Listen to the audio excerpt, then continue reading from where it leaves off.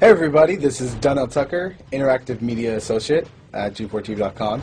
I'm here with Chris Monfett, Senior Previews Editor. Had a blast playing a little Call of Duty last night. Yeah, we did. It had live music, hot women, and I think there was a game, Call of Duty? Yeah, I wasn't even paying attention to that. Yeah, I was paying attention to the pencil skirts and nerd glasses, but I was looking at the lights. When I wasn't doing that, I was blasting fools in deathmatch, team deathmatch, and a couple cool new wager matches, which we'll talk about later on. But first, we're going to sort of dig into some of the perks, skills, emblems, attachments, etc. Yes, so let's dive in. So right here, we see that we have the first set of perks one. They're pretty traditional. From the old gun. Yeah, there's not much here in the perks that's new, which is actually kind of good when you consider the fact that there's so much else going on in the game with the wager matches, the new Call of Duty points, the way that you can spend your experience, the attachments, the kill streaks, that you don't have to focus on sort of learning a whole new set of skills. There's tons more new stuff that you can dig your teeth into later on. So you'll see here, he's just kind of scrolling through a lot of sort of familiars. There's some of the sort of old favorites have been renamed, but for the most part, everything you've known and played in other Call of Duty games are here. So you'll see here when you go back to lethal, you got your frag and your semtex. Those are pretty everyday equipment. But we've also got Tomahawk, which is sort of totally new. It's sort of like a next-gen version of the knife. It's throwable, super fast to use, and it can take a dude out in one hit if you get him in the right spots. And to use it, I believe you use the right bumper. Yeah, all offensive weapons are mapped to the right bumper, and strategic weapons are now mapped to the left bumper. Okay, and pretty much the only time I used it was in Sticks and Stones in the wager match. Yeah, there's a great new wager match called Sticks and Stones, which sort of equips you with 2 weapons and a tomahawk. When you kill with the weapons, you get points. When you kill someone with a tomahawk, you basically bankrupt all their wealth. So it's really good for strategizing your way through those levels. So you'll see here, Wily Pete, Nova Gas, Flashbang, Concussion, all those are pretty standard until you get to Decoy. Decoy is I think it's going to really open up some strategy here. Essentially, you can throw out a decoy, and it's going to sort of fake your opponents into thinking that there's gunplay going on somewhere in the map. So if you sort of want to redirect where these guys are going, sort of turn them around, have them come to you so that you can do an ambush, you just sort of lob your decoy over. They're not going to want to run in a gunfire. They'll turn around, hopefully right into your muzzle. That's something I probably want to try out a couple of times. See if they actually go with the bait. Yeah, people just run. It'll really sort of test how reactive people are to running into firefights, because some people are just super aggressive and they're going to run towards those red dots rather than away from them. And it'll really sort of test your ability to be strategic about when and where you use them. Now, here's something new. It's called the camera spike. Ah, yes. It's sort of super useful. I used this a bunch yesterday. You plant it down, and it basically takes over your mini-map with a sort of picture-in-picture window of wherever you planted your camera. So if you want to know if people are running through a certain alleyway, coming around a corner, if you're hiding somewhere and you just want to cover your back, you can plant a camera right behind you. It's a really kind of good way, especially if you're a sniper and you're in a position that you can get sort of snuck up on or sneaked up on. You can put that camera down and sort of cover your ass. Yeah. I was also using it for home videos.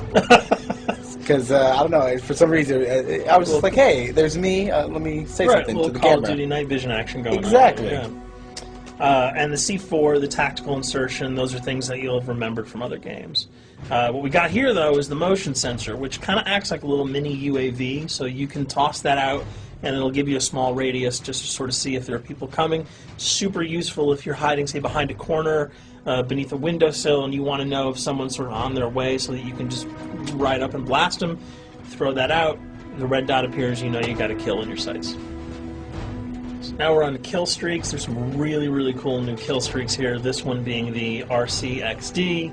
If you were ever into remote control cars, and believe me, I was, these are remote control cars with C4 on them. Nice little add-on to that. Right, which I did not have that when I was a kid. I did not have that either with a kid. They didn't sell it in stores. They would not let me have that, but now in Black Ops, you can guide this in sort of a first-person perspective. It's actually super easy to use. You'd think it would kind of just be running all over the place, but you can brake, reverse, go back, go forward, and you can choose to detonate it whenever you want. So it's not like if you accidentally run into a wall, it's going to explode. But if you see one of those coming your way, if you've got a machine gun, just start spraying bullets. Hopefully you can detonate it before it hits you. So you suggest not people to run, because that thing will catch up. Yeah, that thing's really fast, and it goes upstairs. It's really easy to navigate with. So if that thing So it's like shoot, and if you miss... Yeah, if it's after you, you're dead unless you can blow it up. Counter spy plane, that's basically a revamped version of the UAV. That's nothing new. This, however, the SAM turret... SAM turret, which I like really much, because it destroys... practically not every aircraft in there. I think Blackbird can't be destroyed. Yeah, there are some things that you can't blow up, but care packages, chopper gunners, that's going to really help out. It's it's basically for people who didn't want to run around with their rocket launcher and try to take down choppers. You can sort of plant that in a hopefully like a high position that has good angles on the sky, and hopefully it'll take out some of the things that are blowing you and your friends away.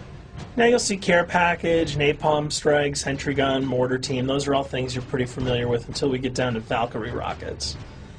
These are remote-controlled rockets, a little bit kind of like the RCXD. These are a little bit more sensitive, though. They're going to do a lot more damage if you can hit your enemies or you throw them into a group of people. But they're fast, you can't put the brakes on them, and if you hit something, those things are going to blow up. Now, are they difficult to maneuver? Are they easy like the RC? They're more difficult to maneuver because they're constantly moving forward, so you can't hit the brakes, you can't redirect, and if you, say, accidentally hit a wall, there's no turning around. That thing is going to explode. So this is one thing. Open spaces are really key, but if you're really good, right? You've got a bigger blast radius though, so if you kind of miss by a couple of feet, it's not going to matter because the guy's going to be vaporized anyway. And with 7 kills and 4,000 CP, it's going to take a little while to build up to it, but hopefully you'll be able to practice a little bit and really kick some ass. Now this is a Blackbird, which, like I said before, cannot be shot down. Yeah, thank God. But pretty much it shows not only does it show the enemy positions, but also the direction of where they're headed. Yeah, and I think that's a first for the Call of Duty series. This is something that I'm really excited about, if only because every time you kind of see a red dot, you're not sure whether that guy's coming towards you, whether he's coming away from you.